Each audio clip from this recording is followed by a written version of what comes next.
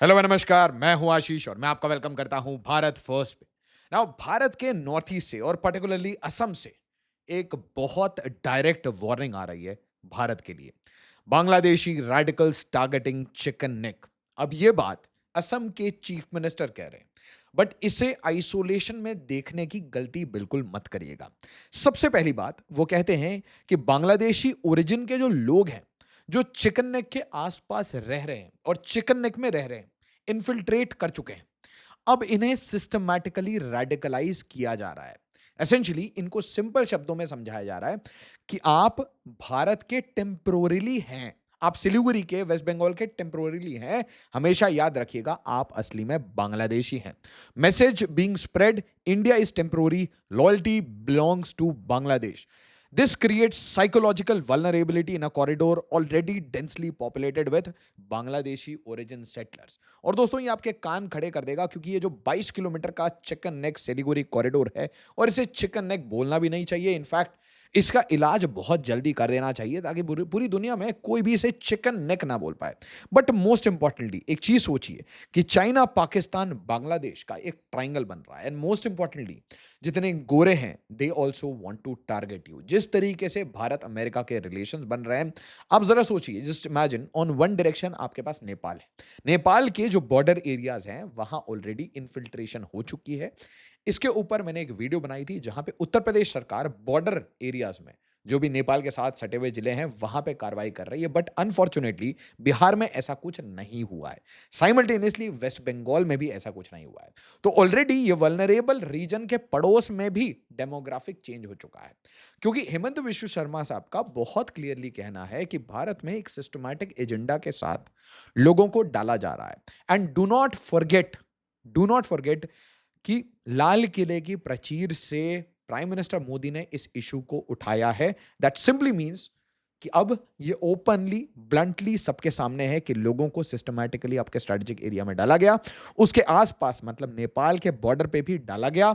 और आइडिया ये है कि अब उनकी ओरिजिनल नेशनैलिटी को जगाना, मतलब जो बांग्लादेश से आया था, इंडिया का आधार कार्ड यूज करके चल रहा है, उसे भी याद दिलाना कि भाई तुम बांग्लादेश से हो। साथ ही साथ ये पूरा रीजन इसीलिए वल्नरेबल हो जाता है क्योंकि apart from Nepal, apart from Bangladesh, और याद रखिए बांग्लादेश में जब भी हम बात करते हैं तो लाल मुनीर हाट भी आता है, और साथ ही साथ पाकिस्तान की आईएसआई जो कि बहुत एक्टिव हो चुकी है बांग्लादेश में। बांग्लादेश के कैंटोनमेंट में बड़े आराम से आजकल देखी जा रही है, आराम से वहां पे होम स्टेज में ये लोग रह रहे हैं। साथ ही साथ नेवर फॉरगेट, चाइना के साथ हम थॉ कर रहे हैं, हम रिलैक्स कर रहे हैं। कुछ लोग ये भी कह रहे थे कि भाई आज टिकटॉक विजिबल था। तो जब हम और prime minister Modi Xi Jinping की मीट होने वाली है सीओ समिट के लिए, जापान के बाद प्राइम मिनिस्टर मोदी चाइना जाएंगे, तो आप एक चीज समझिए, ऐसे स्ट्रैटेजिक टाइम में क्या आप चाहेंगे कि आप अपनी वल्नरेबिलिटी को मेंटेन रखें? अच्छा, इसके अलावा कुछ और एरियाज हैं जिससे कि ये वल्नरेबिलिटी और बढ़ जाती है।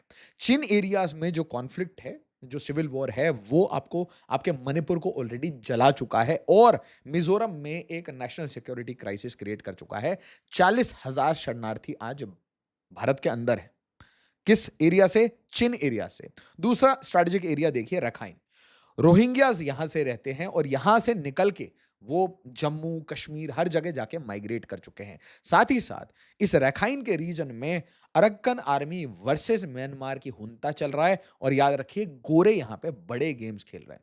इसके साथ मोहम्मद यूनुस एक कॉरिडोर बना रहा है गोरों के साथ मिलके, जो कि अगेन एक नेशनल सिक्योरिटी थ्रेट बन सकता है भारत के पूरे नॉर्थ ईस्ट के लिए। क्योंकि आप ये रीजन्स को देखिए, कंटिगुअस रीजन्स हैं। एक साइड में चिन, एक साइड में रखाइन, एक साइड में ये कॉरिडोर, रोहिंग्या कॉरिडोर, ये बहुत डेंजरस हो जाता है।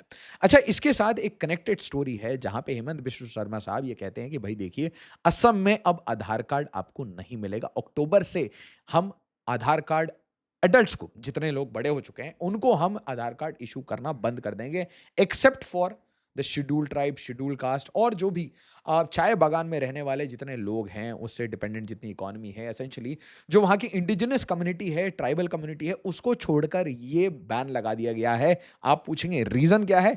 रीजन है असम में सैचुरेशन हो चुका है।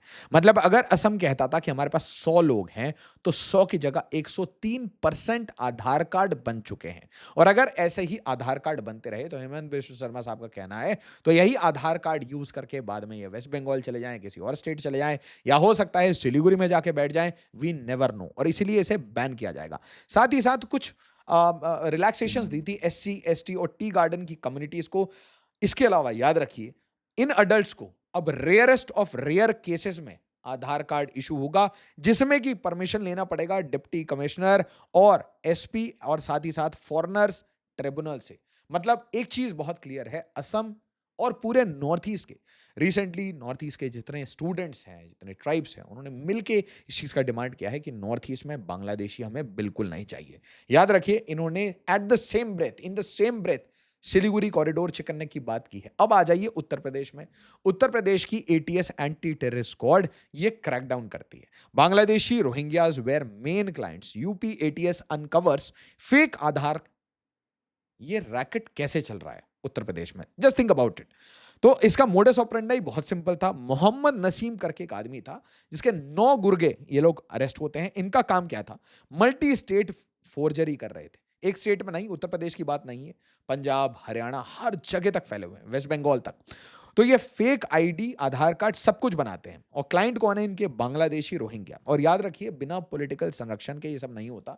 ये उसी तरीके से है जैसे कि चांगुर बाबा बड़ा कैसे हुआ, वो एक साइड में रिलीजियस कन्वर्जन का गेम चल रहा था, यहां पे क्या चल रहा है, फेक आधार कार्ड का रैकेट। और आप जब इन दोनों को जोड़ देंगे तो आपको पता चलेगा कि जो बालू माफिया है, भू माफिया है और पॉलिटिशियंस हैं, वो भी इसमें आके कनेक्ट हो जाएंगे। एंड में आपको समझ आएगा कि सिस्टम के अंदर जितने भी लूपहोल्स होते हैं, सिस्टम के अंदर जितने भी वीक और करप्ट ऑफिसर्स होते हैं, उनको यूज करके ऐसे गेम्स खेले जाते हैं।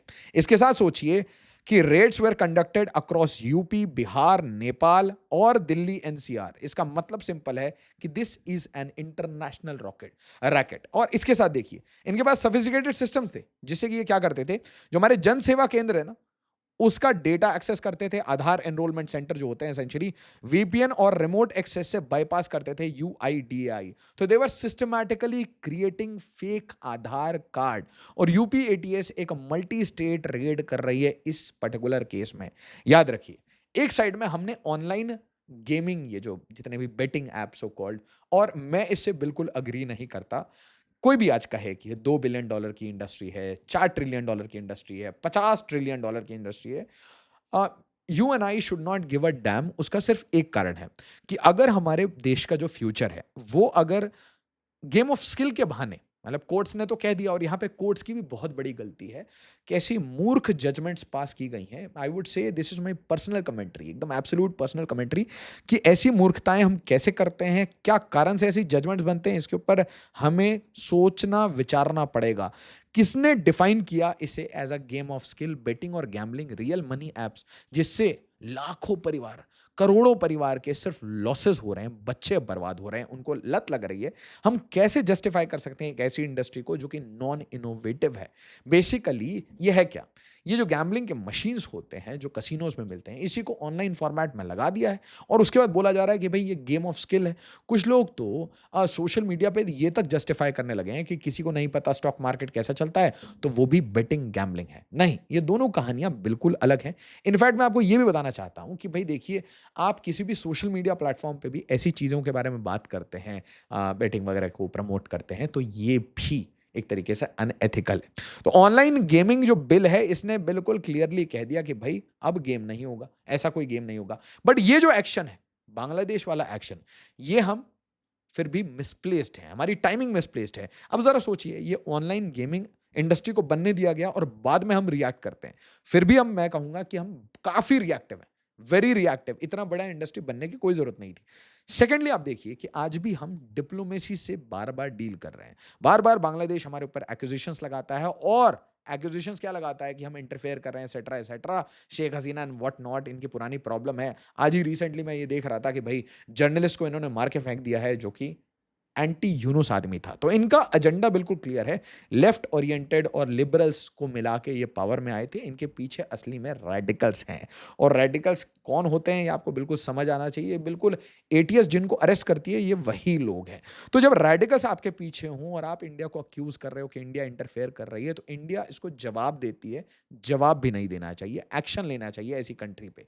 याद रखिए, इसके साथ ग्लोबल प्रॉब्लम्स जब आपके पास बढ़ रहे हैं, तो आपके जितने फ्रेजाइल रीजन्स हैं उसके ऊपर आपको कार्रवाई अंदरूनी और एक्सटर्नल, मतलब इंटरनल एक्सटर्नल दोनों बढ़ानी पड़ेगी, क्योंकि याद रखिए गोरों के साथ आपके रिलेशन ठीक नहीं चल रहे हैं। अल जजीरा क्लियरली लिख रहा है, behind India's massive Russian oil imports Asia's richest man. Mukesh Ambani की बात हो रही है।